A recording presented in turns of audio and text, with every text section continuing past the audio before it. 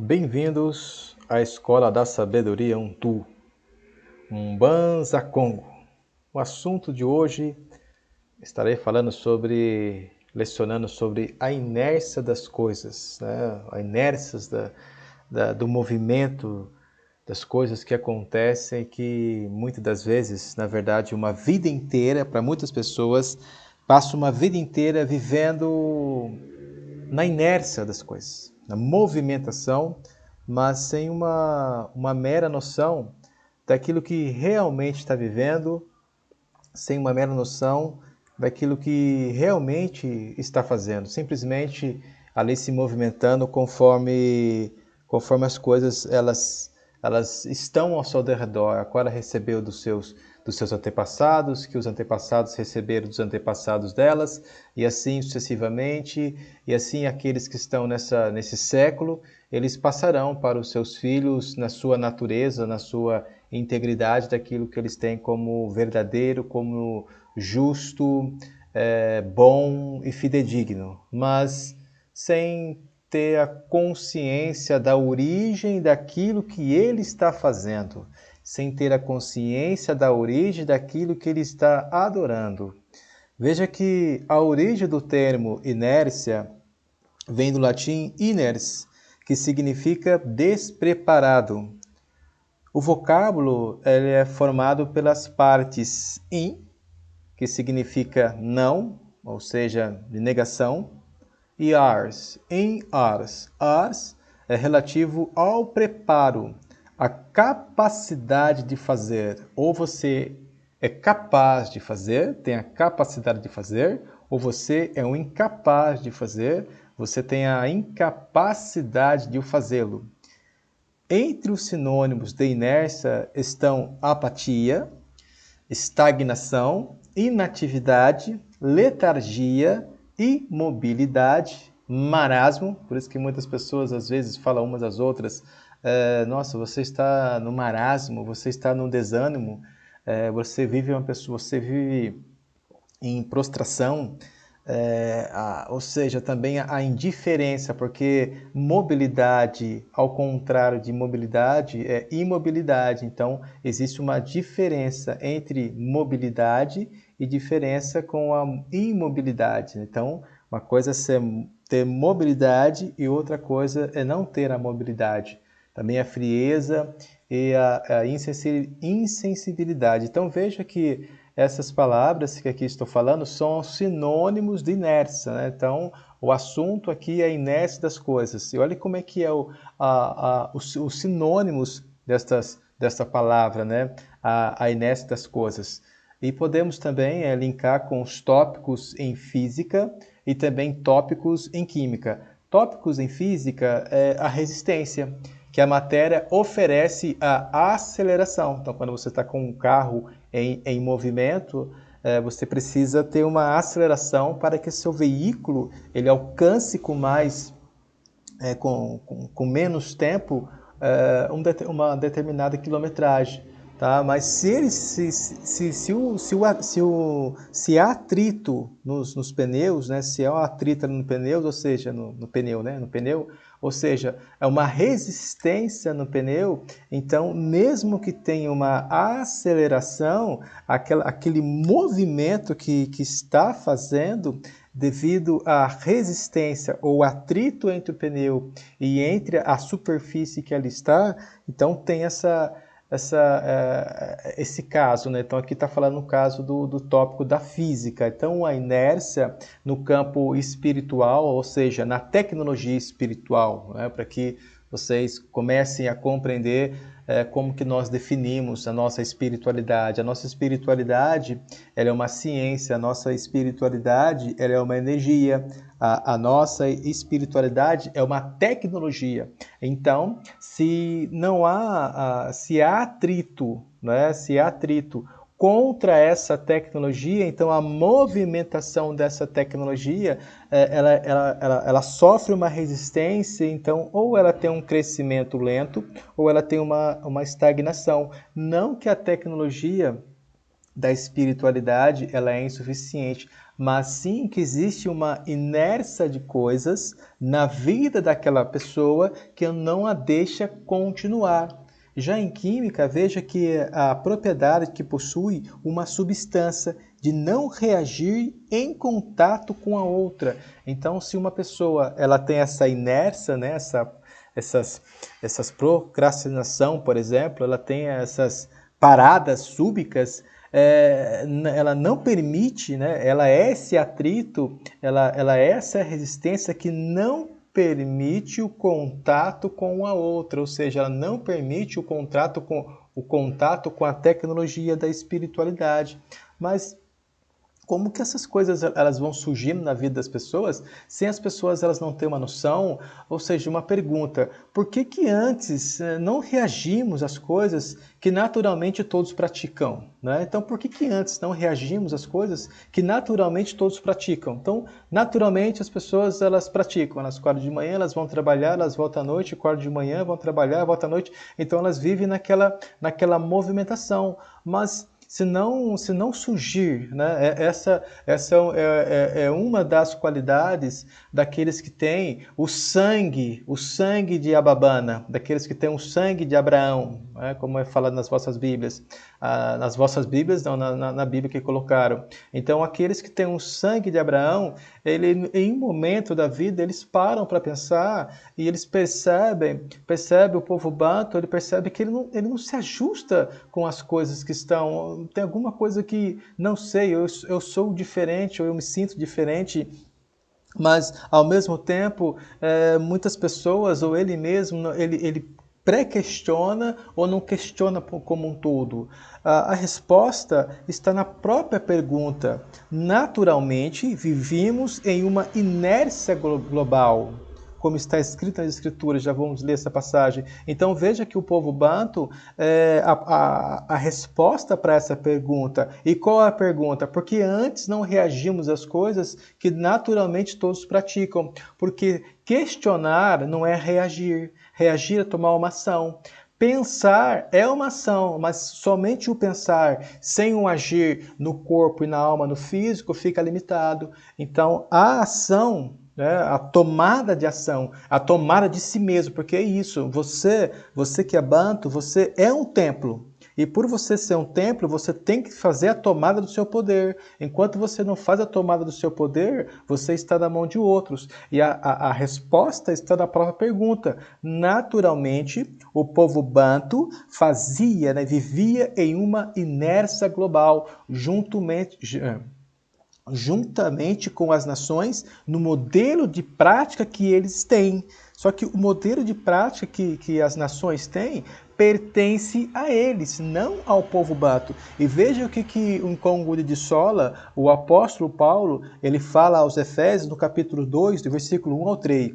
Versículo 1 ao versículo 3. Ele nos vivificou, estando nós mortos Ele nos vivificou, estando vós mortos nos vossos delitos e crimes, nos quais outrora andastes segundo o curso destas nações, segundo o curso deste mundo, segundo o curso dos pagãos, segundo o curso daqueles que vos colonizaram, segundo o príncipe das potestades do ar, do espírito que agora opera nos filhos da desobediência, entre os quais todos nós também antes andávamos nos desejos da nossa carne, fazendo a vontade da carne e dos pensamentos, e éramos por natureza filhos da ira, como também os demais. Veja bem que quando o Nkongude de Sola, o apóstolo Paulo, ele escreve essas passagens, essas palavras, ele está escrevendo aos gentios. Ele, como um bantu, ele foi até os gentios para ensinar a vida do povo bantu, para ensinar a lei do povo bantu. E veja que a sua explanação, ela se estende até o momento de hoje. Por quê? Porque vivemos em um mundo o qual o príncipe não é o filho do Altíssimo. E isso tem que ficar relevante e tomado na consciência de vocês. Veja que eu vos falei que enquanto há um questionamento. Eu não me adequo às pessoas, eu sou diferente, eu não sei, tem alguma coisa que em mim que não bate com as pessoas. Mas enquanto você que é Bantu, você não se assume em corpo e alma e espírito, ainda estará na dimensão das nações. Olha só como está escrito nas Escrituras. Disse-lhe então o adversário, né, o diabo, Belial, Satanás, disse então o inimigo: se és o filho do Altíssimo, manda a esta pedra que se torne em pão. E Iesuaiá, porém, lhe respondeu: está escrito, nem só de pão viverá o homem. Então o adversário levando-o a um lugar elevado, né? Levando-o a um lugar elevado, imaginação, tanto que interessante que a palavra imaginação, você deve separar as palavras para que você possa compreender as palavras. Imaginação. Então, primeiro vem uma imagem e depois da imagem vem uma ação. Continuando, mostrou-lhe num relance todos os reinos do mundo. Tá vendo? Mostrou-lhes num relance todos os reinos do mundo. Veja bem que o nosso mestre Iesuaiá, ele disse assim: eu não sou desse mundo, como eles também não são desse mundo. Mas vamos continuar aqui o que está escrito nessa passagem. E disse-lhe: dar-te-ei toda a autoridade e honra desses reinos, porque me foi entregue, e a dou a quem eu quiser. Se tu me adorares, será toda tua. Então, interessante que esse adversário, ele tem tudo em suas mãos, como ele mesmo disse, que tudo lhe foi dado, que tudo lhe é concebido em suas mãos. Aí que vem aquela questão, como expliquei em outro vídeo anterior, né? Falando em outra aula anterior, que o racismo ele é uma batalha espiritual. O racismo ele é uma batalha espiritual. Veja que a lacuna do racismo com a queda do povo bantu, que estão dentro da mesma frequência, dentro da mesma linha do tempo, porque são as mesmas coisas, ela gerou nesse povo a pobreza, gerou nesse povo a dificuldade de fazer e ter as coisas que são relativas a esse mundo. Veja que o próprio sistema de mundo, ele coloca 1, ou 2, ou 3, 4, que acaba tendo uma vida social aparentemente, ou seja, imaginação melhorada para servir de humilhação para os demais, para jogar a culpa como se a culpa e a dificuldade fosse a sua lentidão ou fosse a sua não preparação. Quando no fim de tudo, o príncipe deste mundo não é Iesuaiá. É aqui que a batalha ocorre, na vontade da carne e dos pensamentos. O humano natural vive em uma inércia lógica programável. Preste atenção, o humano natural vive em uma inércia lógica programável. As pessoas são programadas, as pessoas são algoritmos, as pessoas são sistema de leitura lógica, 0, 1, 0, 1, 0, 1.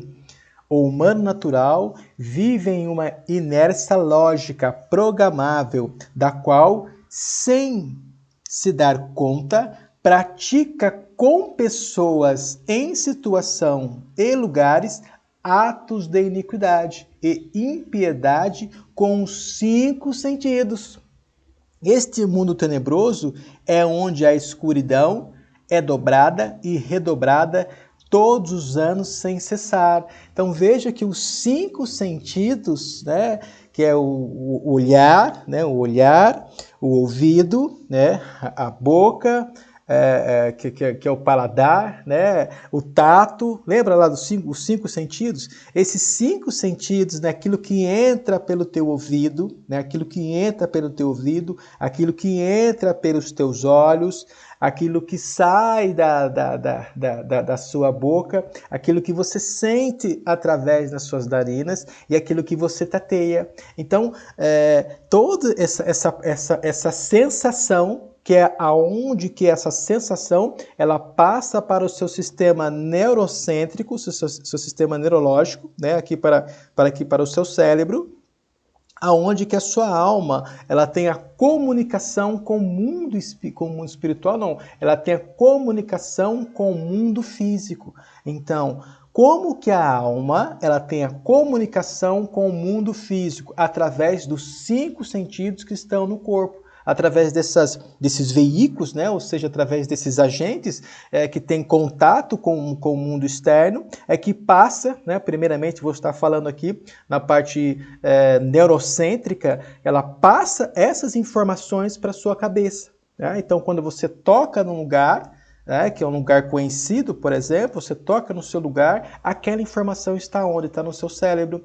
Quando você come alguma coisa, quando você põe algo na sua boca, mesmo que você nunca comeu, que você está comendo ali com os olhos fechados, por exemplo, numa questão de uma brincadeira, coloca uma fruta na sua mão, né? E quando você coloca a mão quando é colocada a fruta na sua mão, como aquela fruta já é conhecida, então o seu cérebro interpreta, porque está lá. A imagem está lá, mas se há algo que você não viu, se há algo que você não ouviu, ou seja, se há algo que os seus 5 sentidos ele não foi registrado ainda no seu, no seu neurocentrista, ou seja, no seu neurocêntrico, ou seja, no seu cérebro, você não tem aquela informação.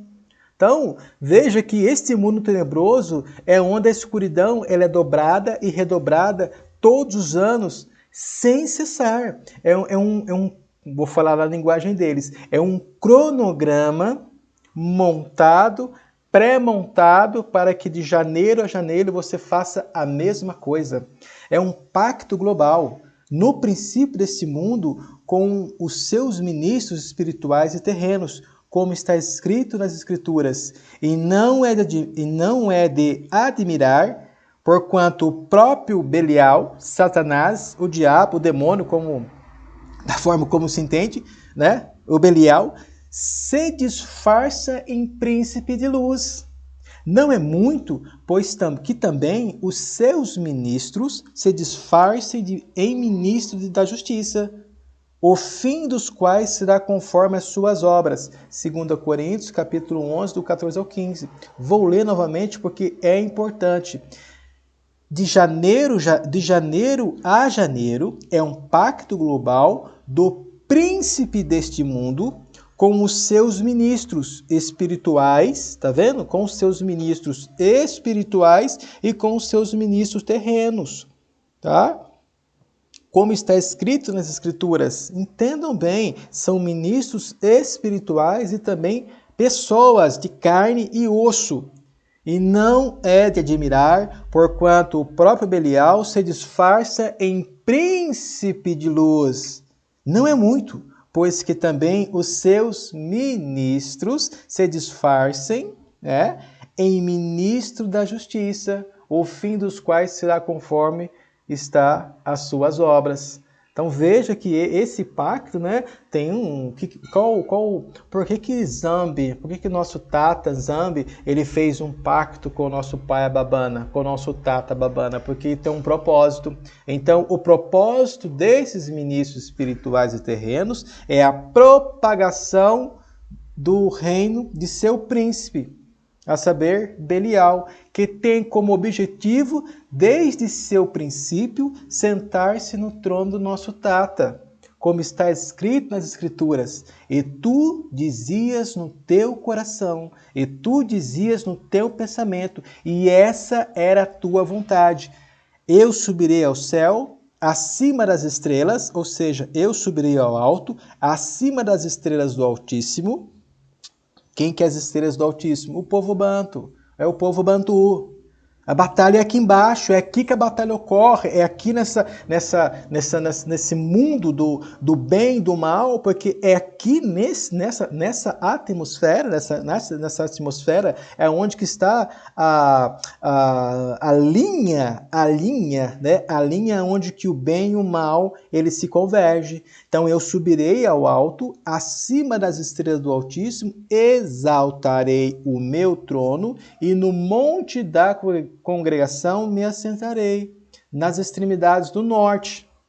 Subirei acima das alturas das nuvens e serei semelhante ao Altíssimo. Está no livro de Isaías, capítulo 14, versículo 13, versículo 14. Isaia, capítulo 14, 13 e 14. Então, esse fato que subirei acima das alturas das nuvens, não é esse gás, né, essa água que está em cima dessas nuvens, não. Porque não sabeis que vós sois o templo de Tatanzambe, do Altíssimo, que o Espírito de Tatanzambe habita em vós? Essas nuvens é aqui, ó. Fisicamente falando, é a parte neurocêntrico. Fisicamente falando, é a parte da cabeça, ou seja, o templo do Altíssimo. Aqui, ó, na vossa cabeça, fisicamente falando, na sua parte neurocêntrica, na parte espiritual, no seu eu, é onde o Altíssimo se habita, ou não. No caso, o que Belial fez? Ele subiu e se assentou acima. Ele foi ao monte da congregação. Ele se assentou aonde? Na extremidade do norte, da parte de cima.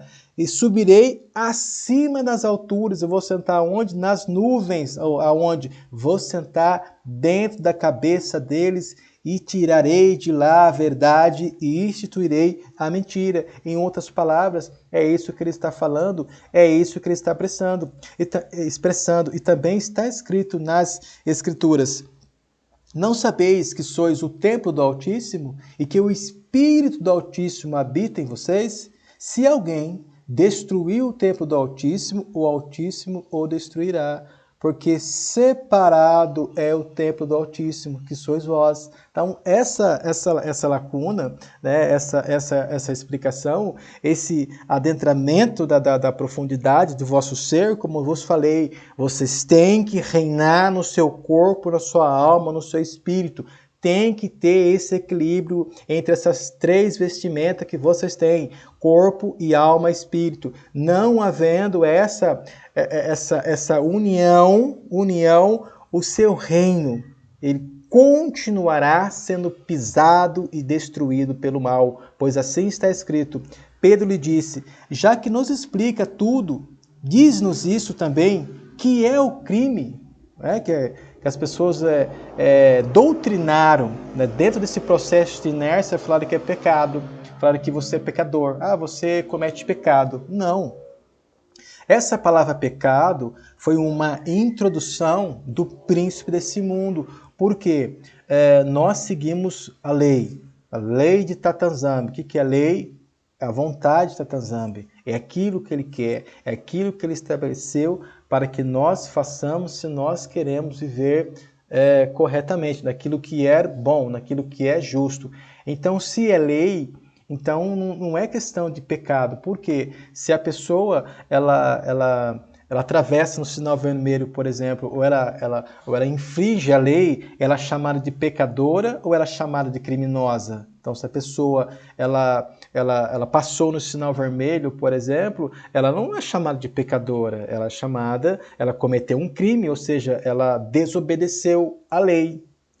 O que fizeram? Pegaram as leis do mundo, os ministros deste mundo, pegaram as leis deste mundo e colocaram acima da lei de Tatanzambe. Então, quando uma pessoa desobedece à lei de Tatanzambe, ela é chamada de pecadora. Quando a pessoa desobedece à lei dos ministros deste mundo, ela é chamada de criminosa. Então, a lei deste mundo, dos príncipes deste mundo e do príncipe desse mundo, eles colocaram acima da nossa lei. Porque a pessoa ela comete pecado, ela entra lá no conceito da religião dela, e nesse processo que ela entrou ali no processo da religião dela, ela começa agora, né, se livrar, eu não quero mais ser pecador, não, mas nós todos somos pecadores, não tem jeito, é assim mesmo, só de pensar a gente já está pecando, toda aquela coisa, jogando toda aquela culpa em cima da pessoa. E ela peca, né, ela peca, comete ali um pecado, aí ela vai ter que, sei lá, dar um dízimo a mais, ou vai ter que dar alguma oferta, ou ela vai ter que rezar ou orar de uma certa forma, a fim de, entre parênteses, pagar aquele pecado.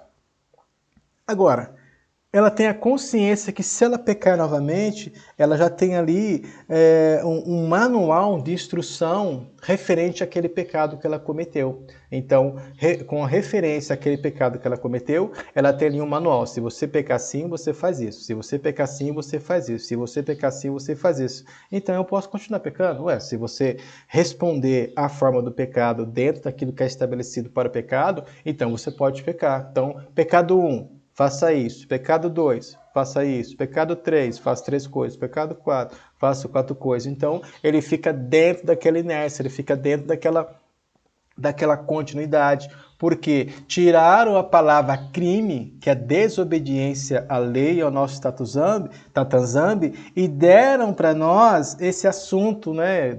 Para nós agora não, para vocês que estão aprendendo, né? E deram para vocês essa história de pecado. Mas não, o correto é criminoso. Desobedecer à lei é crime. Então, se você desobedece à lei do Tatanzambi, você é um pecador ou você é um criminoso? Você é um criminoso. Agora, a partir do momento que você toma consciência que se você desobedece a lei de Tatanzambi, você é o criminoso, como é que você vai chegar no púlpito e falar assim, nós todos somos criminosos?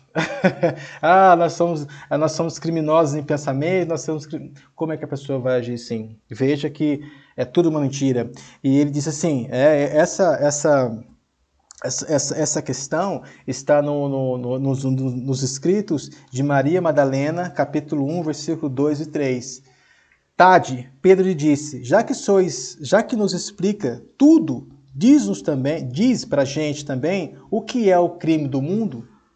E Yeshuaiá disse, não há crime.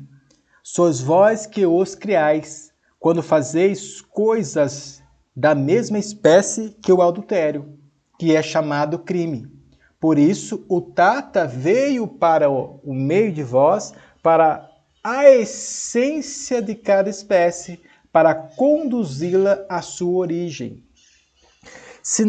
Quando eu estou falando aqui para vocês corpo, alma e espírito, que são 3 vestimentas que vocês usam para poder viver e a se adequar a essas 3 dimensões, ainda não é a essência de que vocês verdadeiramente são. Por trabalhar na vossa existência, por trabalhar na vossa criação, o vosso trabalho ele é imperfeito. Deve-se trabalhar aonde? Na essência, porque criação significa criar, né? Significa existir. E a palavra existir significa sair para fora, existir. Então, vir à existência. E assim, sem sombra de dúvida, o que eu falo para vocês vão entender que até o momento muitos somente vivem, né? Na verdade, ao contrário, muitos somente existem, mas não vivem, porque viver é algo, somente existir ou existir é outra, somente sair para fora é outra. Foi isso que o sistema de Belial, o sistema desse mundo do criminoso Belial e dos seus ministros, ele introduziu dentro da nossa casa, dentro da nossa família. Tirou a nossa essência de povo e passou para nós somente o existir. Por isso que não existe crime. Né? Dentro assim da limitação para que vocês possam compreender, não existe pecado. O pecado ele existe quando você traz ele à existência, porque se não haver quem passe no sinal vermelho, então para que não vai precisar de sistema semafórico? Se não houver quem tire a vida do outro, então não precisa de lei. Mas enquanto houver quem tire a vida do outro, há necessidade de lei. Então, o crime de tirar a vida do outro, ele existe ou ele vem à existência? Ele vem à existência, ele é trazido à existência por um criminoso. Mas se não houver quem comete esse crime, então tirar a vida de alguém passa a não existir mais. Então, se não existe quem passa no sinal vermelho, então não há necessidade de sistema semafórico. Por quê? Porque essas pessoas, elas vivem a essência dela. Por isso que o crime, o pecado, dentro da limitação, para que vocês possam compreender, o pecado, ele não existe. É você que não tem vergonha e traz ele à existência. O crime não existe. É você que foi mal informado através do sistema global desse mundo e serve de caminho para trazer à existência o crime. Então não seja criminoso. Não há crime, que é o pecado, na língua dos de fora. É você que cria ele, sois vós que o criais, sois vós que os trazeis, sois vós que o trazei à existência. Então pare, volte à essência daquilo que nós somos Bantu, nós somos a cabeça. Todos como uma presa estão indo para a mesma direção. O desconhecimento dos pais é duplicado nos filhos. Por que ninguém questiona nada? Por que os pais não sabem? E o que é o crime? Tá vendo a questão? Então vamos entrar dentro das Escrituras. Este é o grande e primeiro mandamento. Tenha prazer de todo o seu coração, de toda a sua alma, de todas as suas forças. O segundo mandamento, tenha prazer a teu próximo como a ti mesmo. Uma referência a tenha prazer a teu próximo como a ti mesmo. Por quê? Porque o teu próximo é tu mesmo, não é o outro. Não existe o outro, não há o outro. Nós somos o outro. Você é propriamente o outro. Tudo que é feito para, vamos dizer assim, vou entrar no mundo de baixo para poder explicar. Tudo que é feito para a matéria é feito para si mesmo. Tudo que se pensa, tudo que se energiza, tudo que se transfigura, quando começa a trabalhar na parte da energia, começa a trabalhar na parte da tecnologia, é para si mesmo. Quando você gera um filho, quando o macho, o homem, ele gera um filho, ele está gerando um seu antepassado. Nós geramos os nossos antepassados, assim como os nossos antepassados nos geraram. Então, dentro dessa rota, dessa rota de existência, ela tem que ser rompida para passar a ser uma essência. Então, nós que somos Bantu, nós temos que sair dessa dimensão de simplesmente existência, de existir, e vir para a essência. O povo Bantu é essência.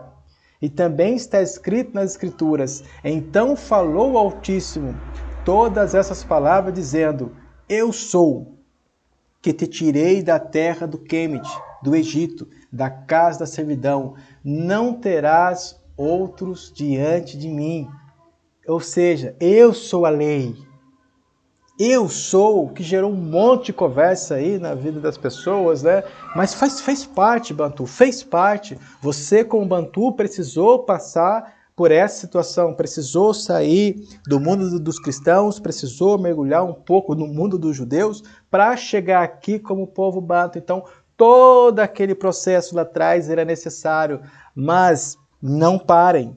Continue e entenda. Quando ele fala eu sou, a verdade é propriamente dita aquilo que sou. A verdade é aquilo que é. Eu sou o que sou e eu serei o que serei. O que é a verdade? A verdade é aquilo que é. Na nossa língua, como se pronuncia a verdade? Qual é a expressão da verdade? Ou seja, qual é a essência da verdade, a não ser Congo?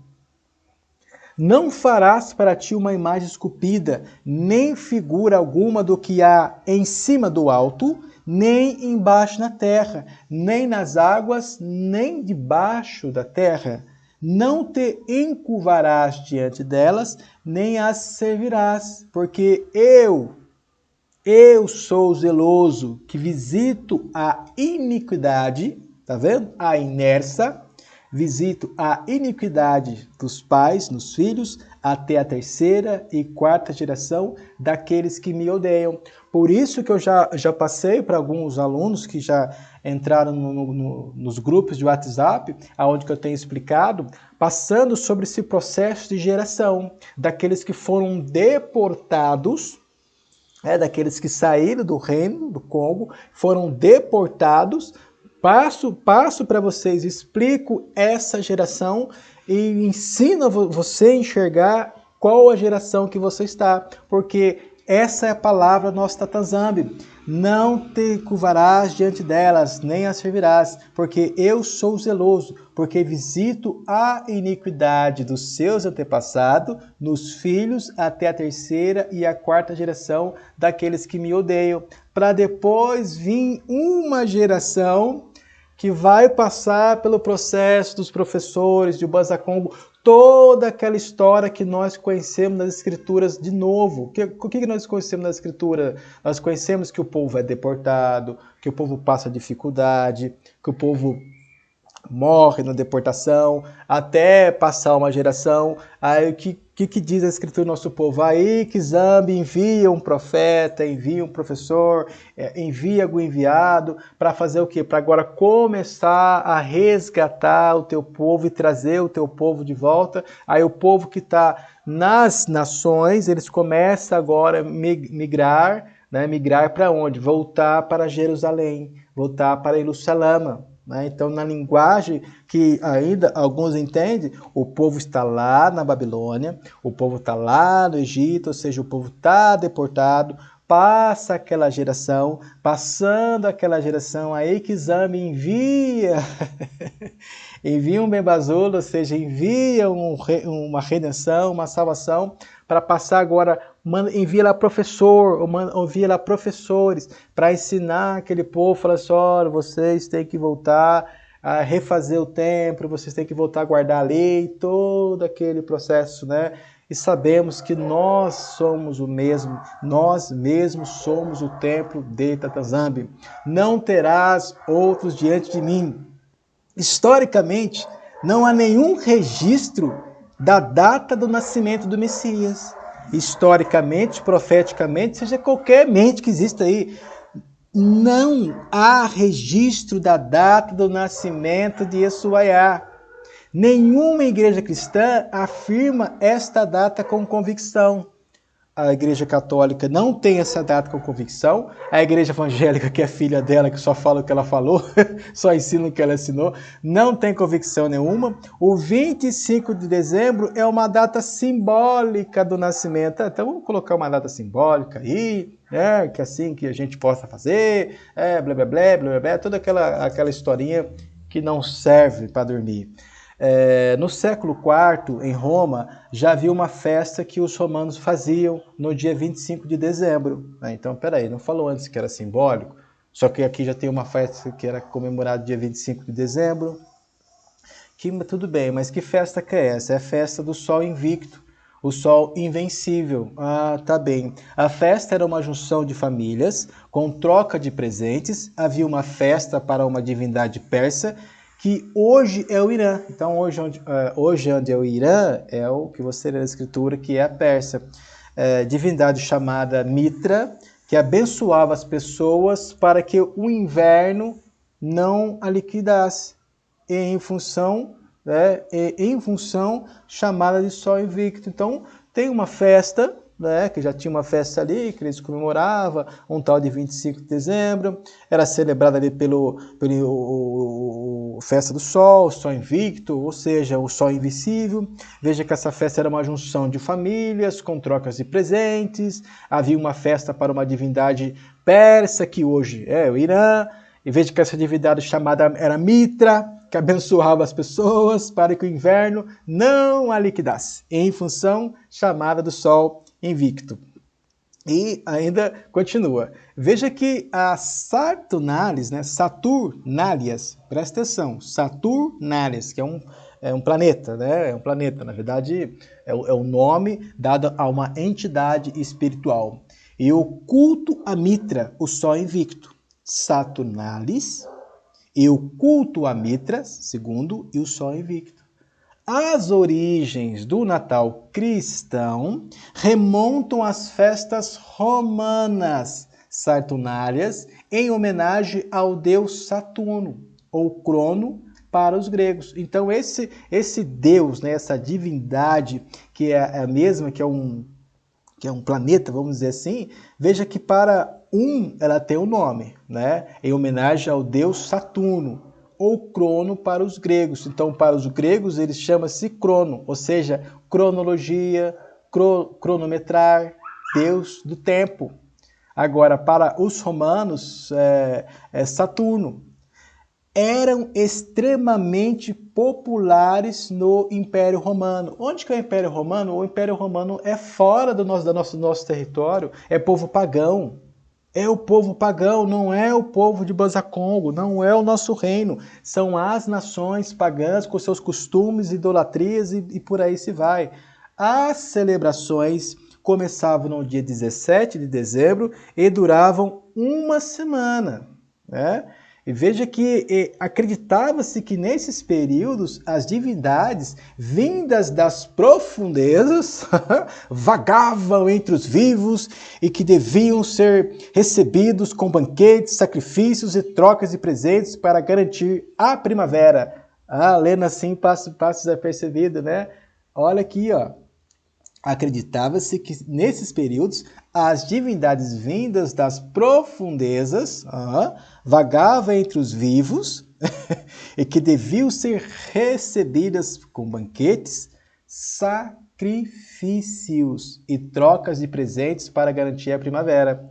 Durante as festas, a ordem social era subvertida. Os escravos podiam se considerar temporariamente livres, né? Famosa saidinha, e se comportar como tal, e os patrícios os serviam então. Então veja que não é diferente das coisas que estão acontecendo, das coisas que ocorreram de janeiro a janeiro. É de janeiro a janeiro, de dezembro a janeiro, é assim, de janeiro a janeiro, de fevereiro a fevereiro, de março a março, de abril a abril, de maio a maio, de junho a junho, de julho a julho, de agosto a agosto, de setembro a setembro, de outubro a outubro, de novembro a novembro, de dezembro a dezembro.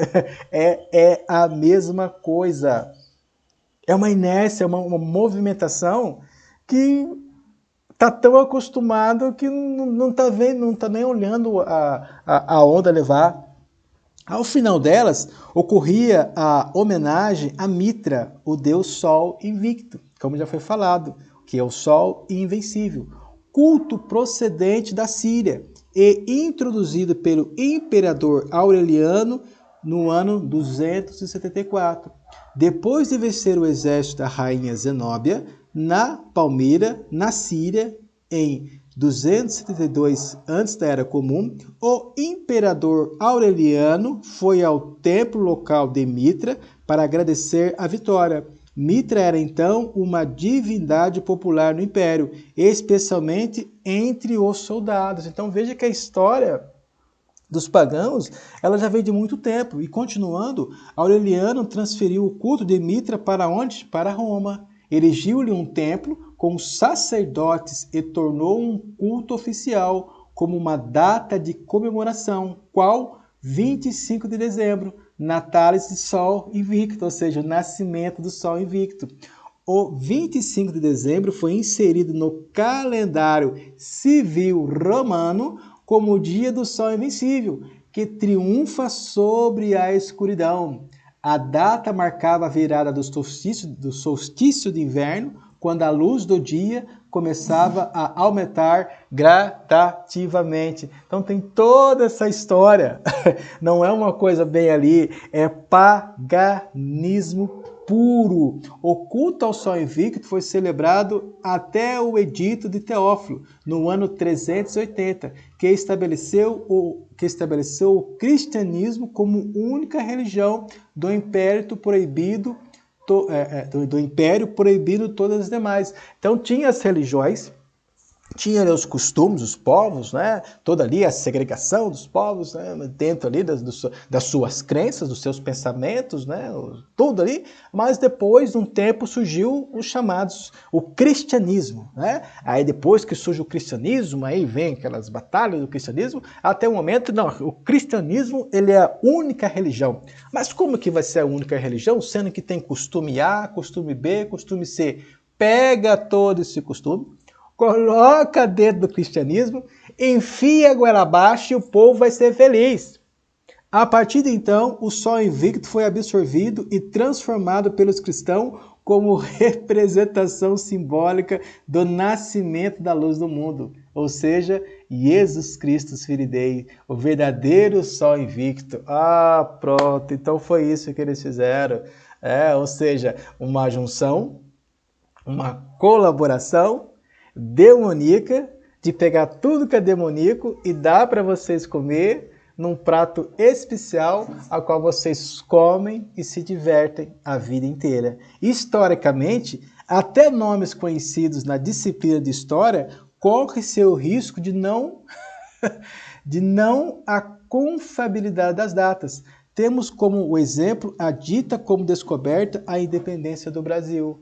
Veja que não é somente essa data, essa história, esse assunto dos indígenas, esse assunto de trazer o povo do Reino do Congo, o povo, ou seja, o povo de Kemet e o povo da Etiópia para cá, e eles contar a história conforme eles querem contar dos indígenas, e eles contar a história, não só contar, como escrever e obrigar e fazer você comprar o livro e assinar embaixo que aquilo é verdade, sendo você credor daquilo ou não. Você é obrigado, principalmente na escola, responder a mentira como ela fosse a própria verdade. E com a mentira ainda você passar para o ano seguinte, que não, tirou nota 10 e pode passar. Então é com a mentira que você tira nota 10 e passa para o outro ano. E assim na sua sucessividade. Imagina um filho de carpinteiro sem poder econômico na Palestina. Sem dizer que também, né, como já foi dito em outra aula, que, né, o Estado criado pelo Israel, a Palestina, todo aquele fato lá, né, como pode uma terra que manda leite e mel, que é a terra de né, que é a terra de Canaã, está ali no deserto, né? Então, sem comentários. Fraudulentamente, a Igreja Cristã instala a data 25 de dezembro, dia do Sol Invicto, e inercialmente foi sendo oficializada. Veja que eu abusei dessa palavra aqui, né? Porque é inércia das coisas, o assunto aqui.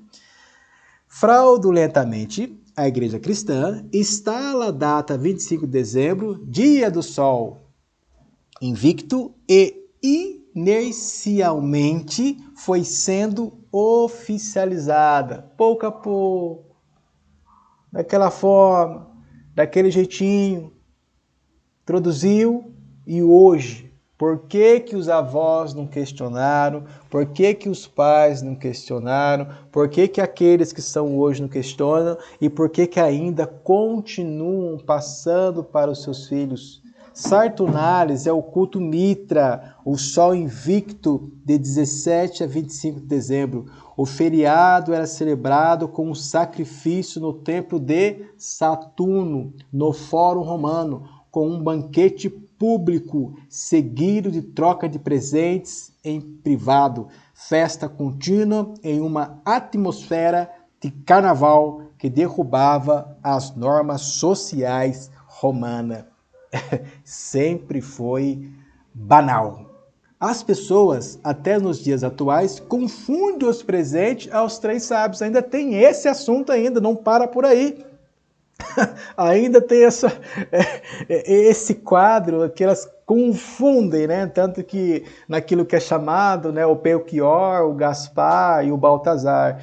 O Belchior porá como um homem, era velho, de 70 anos, de cabelos e barbas brancas, tendo partido de Ur, né, da Caldeia, terra dos caldeus. Agora já Gaspar, ele é um moço de 20 anos, robusto, e partira de uma distância região montanhosa, perto do mar Cáspio. Já o Baltazar era moço, de barba cerrada, e com 40 anos, partido do Golfo Pérsico, na Arábia Feliz. Então, eles pegam esses quadros, né, relativo ao nosso povo, relativo à nossa história, moldam uma história que lhes serve como convém, e assim eles contam uma historinha de ninar para o mundo inteiro dormir. Esse é o trabalho de Belial, contar uma historinha de ninar para que o mundo todo durma. Como está escrito, o mundo jaz no maligno. Na antiguidade, o ouro era um presente para o rei, como é até hoje, o incenso para um sacerdote, representando a espiritualidade, e a mirra para um profeta. A mirra é usada para embalsamar corpos e simbolicamente representa a imortalidade. Então são ali o que são os três presentes que os magos, né? Tanto que é interessante, né? Ler na Bíblia, na Escritura lá, os três magos. Aí depois a gente fala que é maga, a pessoa fala, mas você não pode, você não entende. Você não está entendendo, você não tá absorvendo as coisas, né? Então aqui está falando sobre o ouro, também sobre a mirra, o ouro, que é para o rei, o incenso, o sacerdote, e a mirra para o profeta. Então, presta atenção, né? Porque colocaram tantas palavras que acabaram confundindo, né? Então, a expressão mago, Moisés ele é um mago, né? O que é o mago? O mago trabalha com magia, e essa magia que está falando, né, não tem nada a ver com passar esse negócio aí dessas... Problemas são as religiões, né? Problemas são as religiões. Então, no caso aqui, é uma tecnologia espiritual, né? Então, nós usamos tecnologia espiritual, dando continuidade aqui a esse parecer. Quem criou a ideia do presépio foi Francisco de Assis. Foi Francisco de Assis que criou essa ideia de presépio, né? Presepada, no ano 1223. E chegou ao Brasil, ao Brasilai, no século XVII. O religioso Gaspar de Santo Agostinho montou o primeiro aonde? Em Olinda, começou lá em Pernambuco, vamos dizer assim. Então, lá em Pernambuco, onde começou a ideia dessa presepada. Então, continuando. A história do Papai Noel, né, ou do Pai Natal, né, então a história do Pai Natal ou do Papai Noel apareceu entre os povos da antiguidade com um bispo de hoje, da hoje Turquia, da cidade de Mira, chamada Nicolau de Mira. Por isso que entenda bem, né? Nicolau, né? Então, esse bispo, né, na Turquia, era chamado de Nicolau, ou seja, daquela cidade, Nicolau de Mira.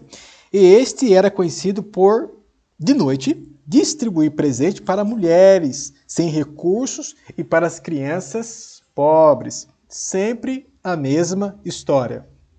Uma pessoa caridosa, às vezes um velhinho, ou às vezes até uma pessoa rica, que agora ela vai servir as pessoas, sempre aquela mesma historinha, vai dar recursos para as pessoas que estão na rua, né, vai ajudar os pobres, sempre aquela historinha. Nasceu em 15 de março de 270, depois da Era Comum, em Patara, na Europa, lá na parte de cima, lá no Reino do Norte. E ele é cultuado no dia 6 de dezembro. Calma aí. Então, ele é cultuado no dia 6 de dezembro, dia de seu falecimento. Em holandês, ele é chamado de Sinterklaas. Agora começa agora começa a entortar a língua, né, para poder entender essas expressões, aonde que vai chegar nesse quadro. Então vamos lá, vamos entortar a língua aí. Ele é chamado de Sinterklaas, Sinterklaas, vírgula, Santa Claus. Os franceses de Père Noël ou Pai Noel, os portugueses de Papai Natal e os brasileiros, como costume, Papai Noel, ó brasileiro.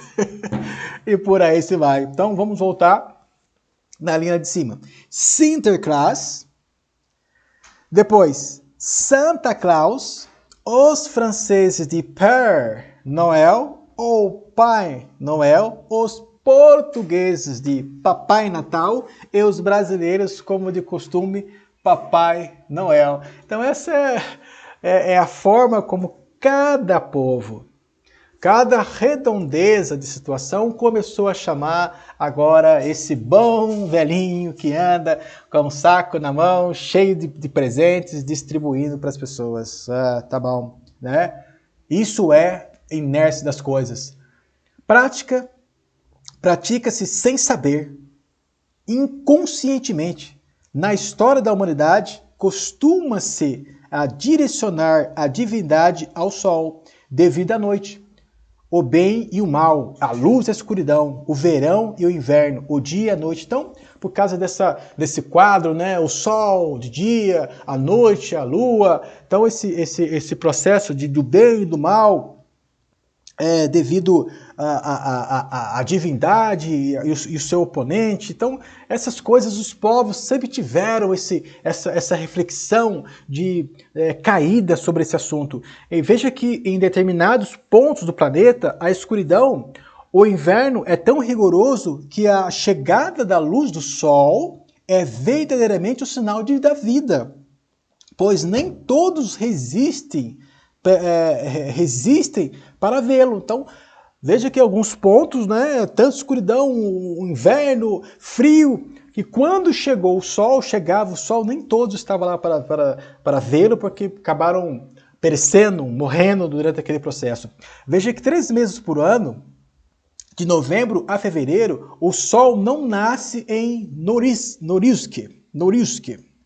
E somente a aurora boreal rompe a escuridão da longa noite. Em troca, de maio a junho, o sol não desaparece do horizonte e é sempre dia. Então tem essas partes, né, do planeta onde que tem assim, uma presencialidade mais do sol, uma ausência mais da escuridão, né? Tanto que tem um lugar que tem lá o sol da meia-noite. Então, devido a esses fatos, né, de poder passa pelo processo de escuridão, então quando o sol parecia o que eles viam? Para ele era um Deus.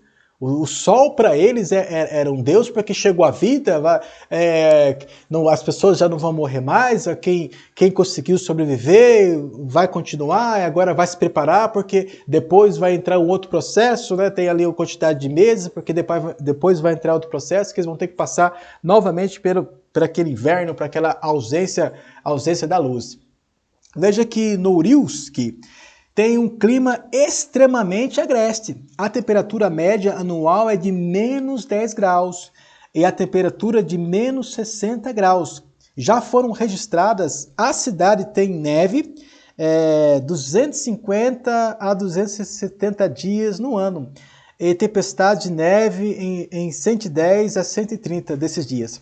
A noite polar dura de dezembro a meados de janeiro, cerca de 6 semanas de total escuridão. Por isso, as escolas obrigam as crianças a submeter-se a uma dose diária de fototerapia, com raios ultravioleta para fortalecer os seus organismos e facilitar a assimilação da vitamina D. Então, isso é esses povos vivendo agora. Então, mensura esses povos vivendo muito tempo depois.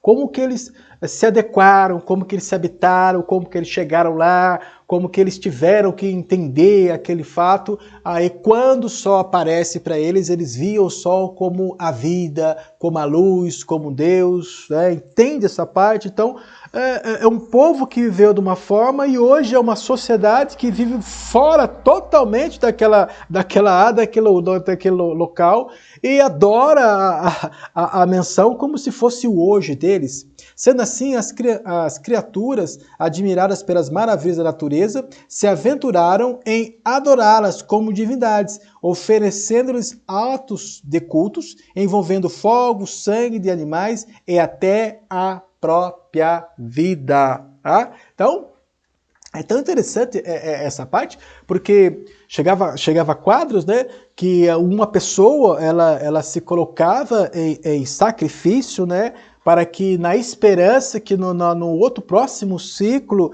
as coisas não fossem daquela forma. Então ele se colocava à frente lá da sua sociedade e não, eu vou me colocar como sacrifício para que no próximo ciclo não seja tão rigoroso como esse, e por aí vai. Tem diferença entre intuição e razão? Mas para que você responda se há uma diferença entre intuição e razão, você sabe o que é intuição? Você tem razão disso? Sendo um homem um ser racional, procura ele compreender a divindade racionalmente. Sendo assim, insensato em todos os modelos de adoração, pois invoca uma divindade firmada no seu eu lógico. Isso é muito crítico. Campo fértil para o outro lado, a má inclinação, abertamente cultuada o ocultismo, envolvimento com imagens, símbolos, amuletos, envolver-se com sorte e desgraças, vidas e mortes, e etc, e etc. Então esse não conhecimento de imagem, esse não conhecimento de simbologia, esse não conhecimento de amuleto, o que acontece? Então agora toda a expressão de imagem, da simbologia, de amuleto deles está presa aonde? Ele trabalha a intuição, ele sabe o que é intuição, ele sabe o que é razão, ou seja, ele tem razão do que é intuição, para que dentro da sua intuição venha ter uma razão daquilo que a intuição mostrou para ele. Então, intuição versus razão. Sendo um homem um ser racional, procura ele compreender a divindade, a espiritualidade, a tecnologia, racionalmente, sendo assim um insensato, um tolo em todos os modelos de adoração, pois invoca uma energia, pois invoca uma divindade, pois invoca uma tecnologia firmada no seu eu lógico. Por isso que gera uma ação contra espírito.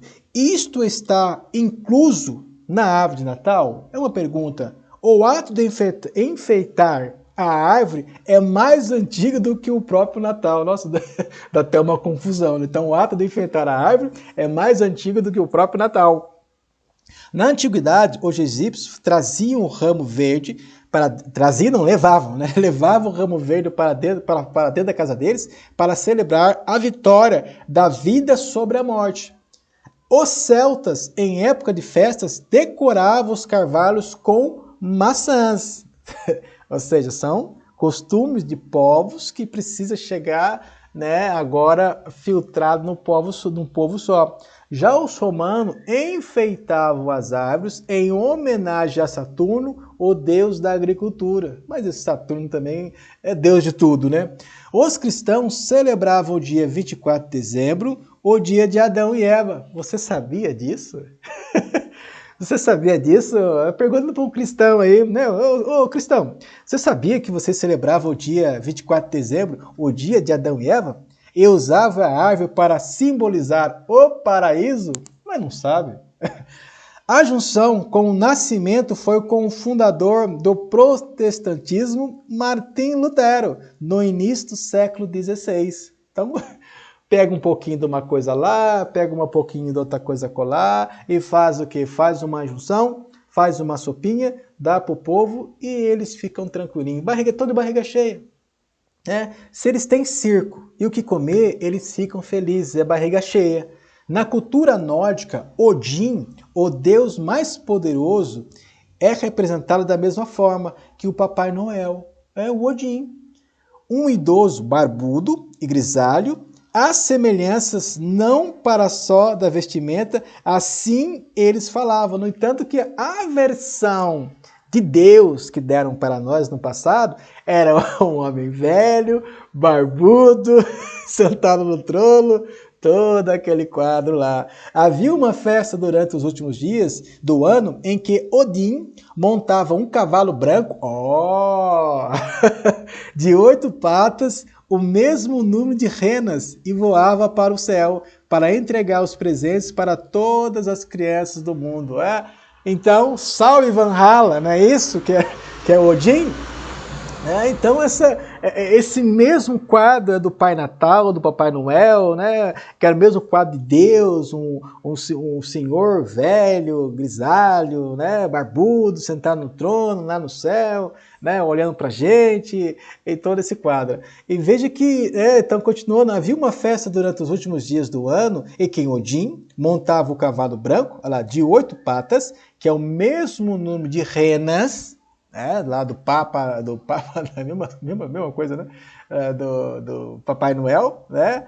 E voava para o céu, voava para o alto para entregar presentes para todas as crianças do mundo. Então aquela historinha da carta, escreve cartinha, põe no lugar, põe a meinha lá tem lugares que, gente, tem lugares que nem precisa de lareira.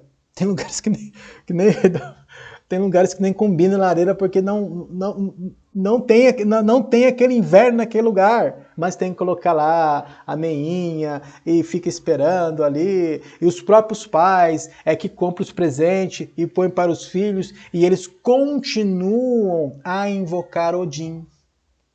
A data de Natal já mudou 7 vezes, e ainda tem mais, não acabou não. Durante a Idade Média, 2 de janeiro, 28 de março, 19 de abril, 20 de maio, 20 de setembro, 6 de janeiro, 25 de dezembro exatamente, para coincidir com o solstício do inverno do céu. Então, peraí, gente. Olha só. 2 de janeiro, 28 de março, depois 19 de abril, aí depois 20 de maio, aí depois 29 de setembro, aí depois 6 de janeiro, e agora 25 de dezembro, né? Exatamente para coincidir com o solstício de inverno celta. Mas o que tem a ver o inverno celta? Interessante, né? O que tem a ver o inverno celta com... Tudo bem. Inicialmente, isso aqui, como eu falei, não acabou não, ainda tem mais. Inicialmente, a figura era apresentada de marrom ou verde, como está ali em cima ali, ela marrom ou verde, né? Até que tá um pouco anêmico ali o papai. O Papai Noel tá até um pouco anêmico ali em cima, mas ou seja, é o que tinha na época, né? É o que tem para hoje.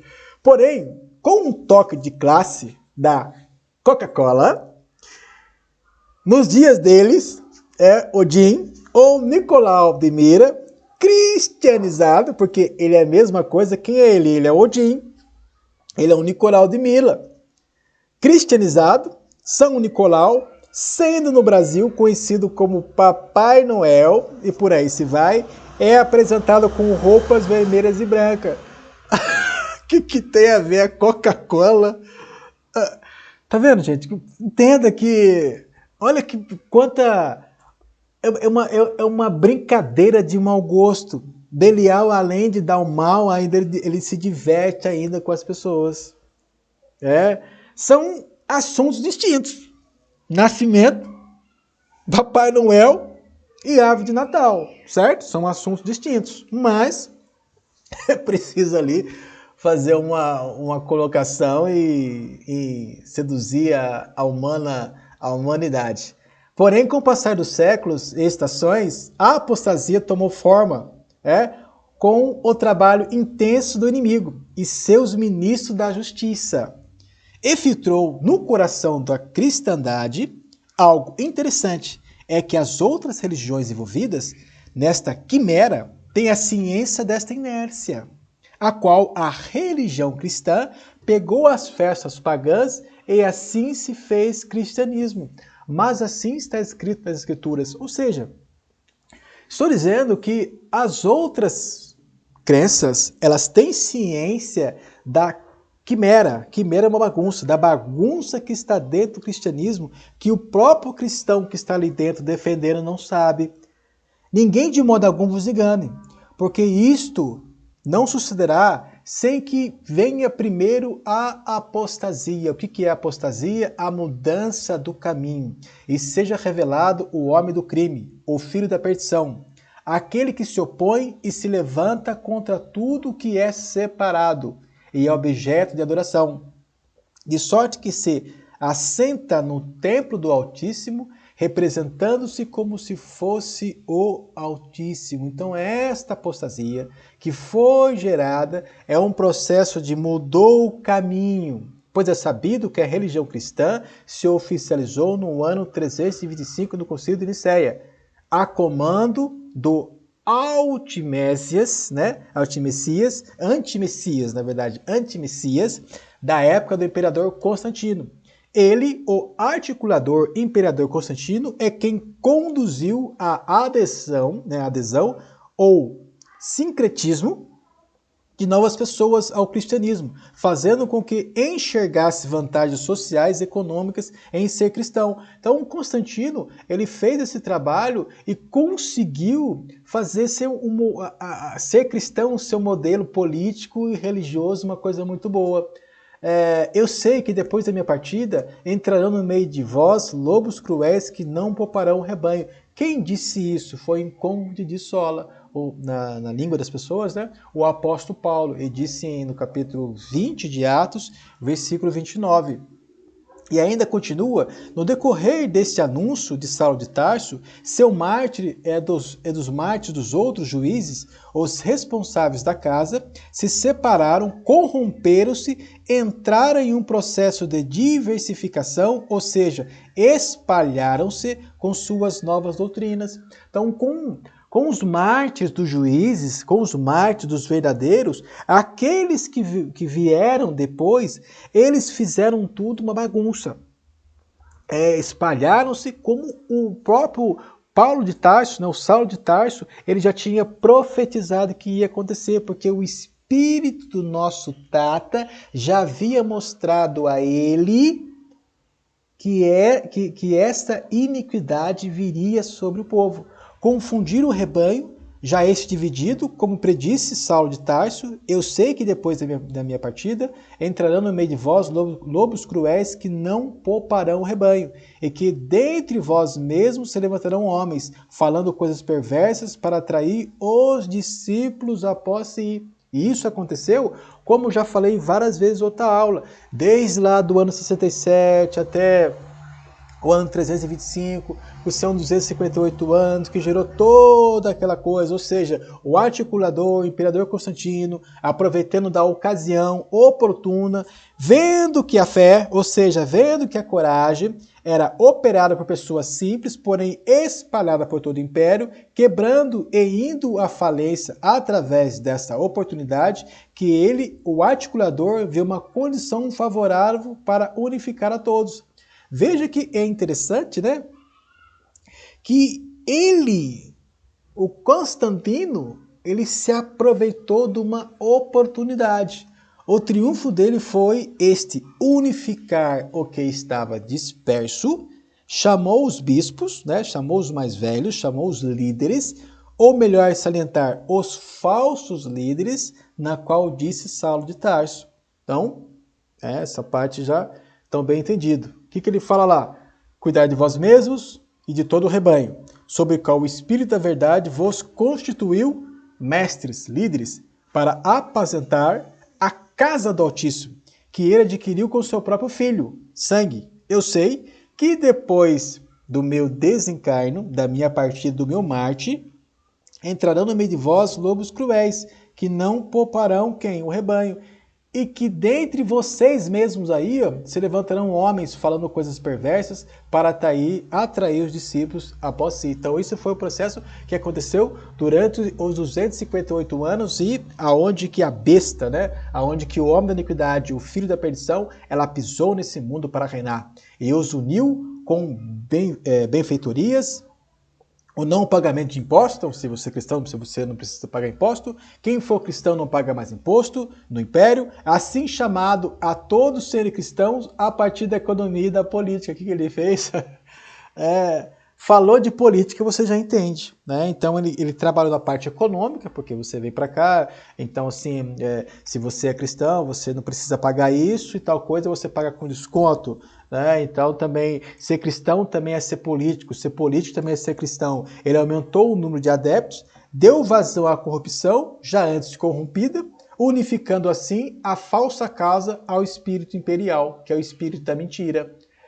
Como parte de sua estratégia, o imperador Constantino parou de perseguir a casa, que não precisava perseguir mais, salariou os líderes, uau, financiou a construções de basílicas, muito bom, e se converteu ao cristianismo. Mas ele que moldou tudo, ele se converteu à própria ideia. O imperador Constantino também era um adorador de quem? Do Sol invicto, certo? Sobre o articulador e imperador Constantino, ainda tem mais coisas que veremos no futuro. Porém, saiba você que a história de Ubanza Congo não adentra a essas basílicas criadas pelo imperador e habitadas pelos falsos líderes, pois o povo de Ushuaia, de Masaya, sabe que o Altíssimo não habita em templo feito por mãos humanas. Eis que cedo venho, e está comigo a minha recompensa, para retribuir a cada um segundo a sua obra. Eu sou o primeiro e o derradeiro, o princípio e o fim. Bem-aventurados aqueles que lavam suas vestes no sangue do Cordeiro, para que tenham direito à árvore da vida e possam entrar na cidade pelas portas. Só que ficarão de fora os cães, os feiticeiros, os adúlteros, os homicidas, os idólatras e todo o que ama e pratica a mentira. Interessante, né? Como, né, ali a explicação dos 3 assuntos, é uma aula rápida, dinâmica, né? Nascimento 25 de dezembro, né? Veja que não é infundável e o 25 de dezembro é apoiado em outra coisa lá, então por si só a mentira não pode se não por si só a mentira não pode se consolidar no próprio vômito, então é mentira. Dando continuidade que Papai Noel ele é Odin, ou seja, Odin ele é Papai Noel.